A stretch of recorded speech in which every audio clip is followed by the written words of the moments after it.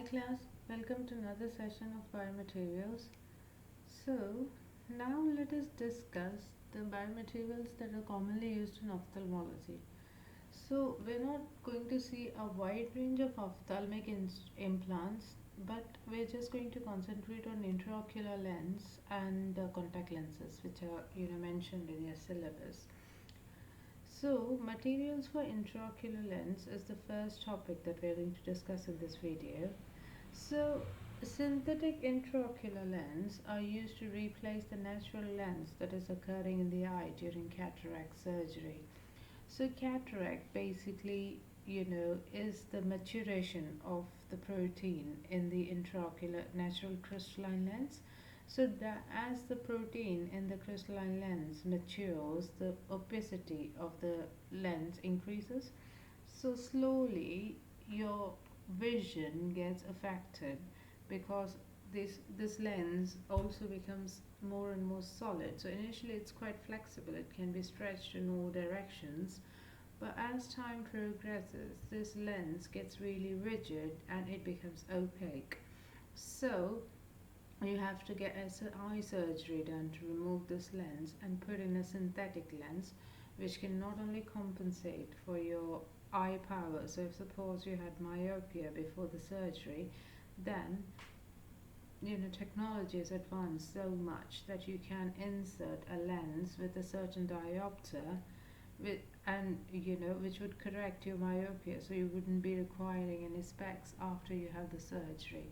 Also, there are progressive lenses for intraocular lenses that are also available. So these lenses they compensate for the presbyopia, hyperopia, and myopia issues in your eyes. So there are quite a lot of advancement. But a basic synthetic intraocular lens just replaces the natural lens. So that would become that would allow stretching of the lens and focusing of the light in the retina. So synthetic IOLs have an optical portion and a mechanical portion.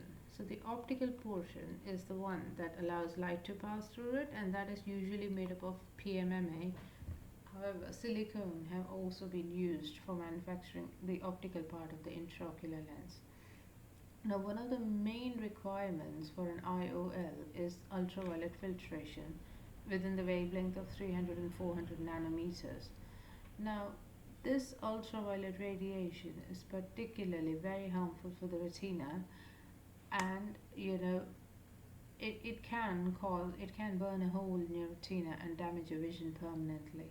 So that's why the eye the ultraviolet radiations below the wavelength of 300 are filtered by the cornea, and the wavelength about between 300 and 400 nanometers is generally filtered by the natural lens of the eye.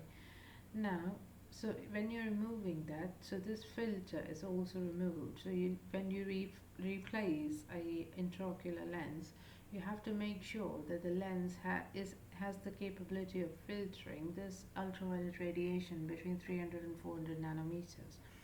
So in order to facilitate that, PMMA is treated with non-bondable benzophenone chromophores within the weight of 5 to 10 molecular weight percent.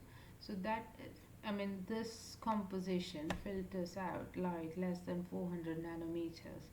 Now chromophores, which are made up of bondable benzophenone and benzotriazoles, well, 2 and 3, are also used for in intraocular lens for UV filtration. So next, let us just move on to the contact lens part. Contact lenses. So contact lenses they come in contact with the ocular and palpable conjunctiva of the eye. So since they are kept inside the eye, although they are placed superficially, but they come in close contact with the eye. Therefore, biomaterials used for manufacturing the contact lens have to follow the same rule as implantable biomaterials.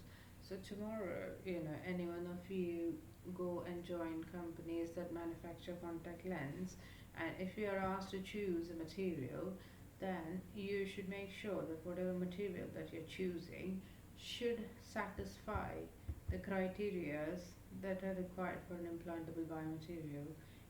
All the features that we saw in our first unit: bioinertness, biocompatibility, and then, it shouldn't cause any irritation to the skin, it shouldn't cause an inflammatory reaction, and so on. Everything applies here as well.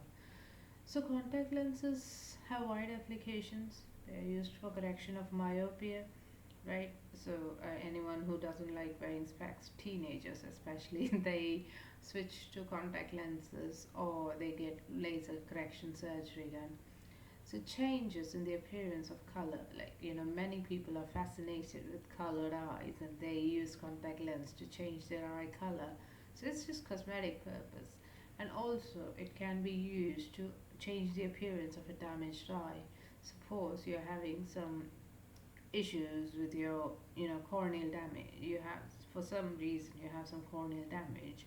Then, in order to hide that, you wear contact lenses and, uh, make your eye look more cosmetically appealing. So contact lenses can also be used as a bandage to heal damaged cornea, and therefore it's also called as bandage lens. So certain conditions such as non-healing chronic corneal ulcers or recurrent erosion or pain in bulbous keratopathy or entropion. So all these are like, eye conditions that affect the cornea, and in order to facilitate corneal healing, you have to keep it covered. If you expose it to the atmosphere, then that is going to cause more irritation, and it is many times it's not practical to always keep your eyes closed. So in those scenarios, contact lenses can be used as a bandage to facilitate healing of the cornea. So the desired properties of cornea of contact lenses is high oxygen permeability. So you can have, you need to allow the cornea to respire. So therefore the oxygen permeability should be high, and the lens should have minimum interference with the corneal respiration, and it should also have good wettability by tears. You don't want a contact lens to suck up all the moisture from the eye, because that's going to create a lot of issues. At the same time, you don't want the contact lens to become dry while in your eye, because that's going to make it more uncomfortable as well.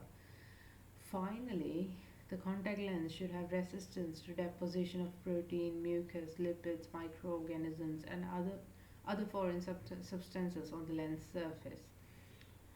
However, commercially available contact lenses do not satisfy all these requirements.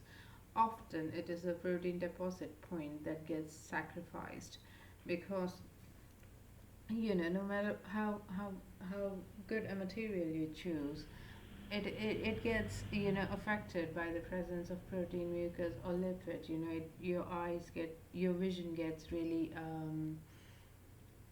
of what you say blurred, because of the availability, because of a lipid layer that forms within your contact lenses. So, proteins used to have an issue. I used to use contact lenses when I was in my teenage, and then, protein deposit was one of the major issues, and it gets really uncomfortable in your eye. So, we used to get these deproteinizing tablets, which were to be put in the contact lens solution, and then, you immerse your contact lens overnight, and then in the next day, you just have to thoroughly clean it with the lens and then put it back. So that would keep your vision clear for 2 or 3 days, and then again, you have to keep on doing this again and again and again.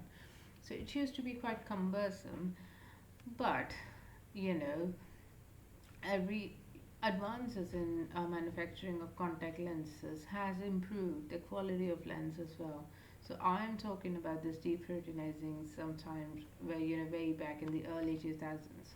So now in 2020, you have quite a lot of advanced materials, which is like much more superior to the lenses that I used to use as a teenager. So some materials have proven to be a reasonable substitute for contact lenses, and these are classified as the following. So you have rigid non-permeable contact lenses, which are made up of either PMMA, And then you have oxygen permeable material as well, such as the cellulose acetyl butyrate or siloxyl alkyl methyl acrylate, and then silicone resin and styrene, and then fluorocarbon polymers. And then you have the elastomeric materials, which is silicone and acrylic rubber basically. And finally, the most popular one these days is a hydrogel, which is soft lens with low, medium, and high wash content. So we shall discuss all these material in detail in the next video. I shall see you again soon, and I hope you keep safe till then. Take care.